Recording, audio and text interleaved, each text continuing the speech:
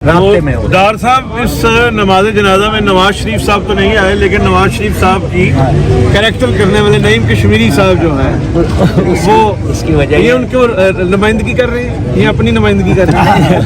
देखिए ये तो उनको पर्सोनिफाई कर रहे थे ना, उनके डमी थे जी। तो ये किसी का डमी होना तो मेरा मतलब है ठीक है, हिम्मत की बात है, मगर इसको अगर आप गुनाह कबीरे में शामिल कर रहे हैं। अगर इसको आप नए कश्मीरी समझें और किसी की डमी नहीं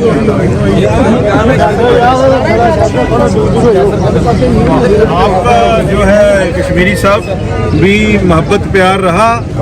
खंडा का खिडौना सी खंडा का खिडौना मरी मैं क्या भाभी नूं मैं क्या भाभी देखो बच्चों का रिजक माना ने माल तो पूरे सोनू मारती पई है ਤੇ ਮੈਂ ਕਿਹਾ ਭਾਬੀ ਮਾਲ ਤੋਂ ਪੂਰੀ ਸੰਭਾਲੀ ਵੀ ਅਸੀਂ ਬੱਚਿਆਂ ਦੇ ਰਿਜ਼ਕ ਮਾਣਾਂ ਨੇ ਇਹ ਰਾਤੀ ਜੂਏ ਝਾੜ ਜਾਂਦਾ ਇਹਨੂੰ ਮੈਨੂੰ ਇੱਟੀ ਕੱਢ ਮਾਰੀ ਰਾਤ ਇੱਟੀ ਕੱਢ ਮਾਰੀ ਫਿਰ ਉਹ ਬੜਾ ਮੈਂ ਤੇ ਆਸਫੀਨਾ ਬਹੁਤ ਖਿਜਾਲੇ ਹਾਂ ਬਿਲਕੁਲ ਲਾਡੀ ਪਿਆਰ ਹੀ ਸਾਡਾ ਹੈ ਹੀ ਕੋਈ ਇੱਕ ਵਾਕਿਆ ਗੁੱਲੂ ਬਾਦਸ਼ਾਹ ਦਾ ਨਹੀਂ, ਇੱਕ ਹਰ ਆਰਟਿਸਟ ਦੇ ਨਾਲ ਦਾਰ ਸਾਹਿਬ ਹੀ ਨਹੀਂ ਸਾਡੇ ਵਾਸਤੇ ਮਾਨ ਹੈ।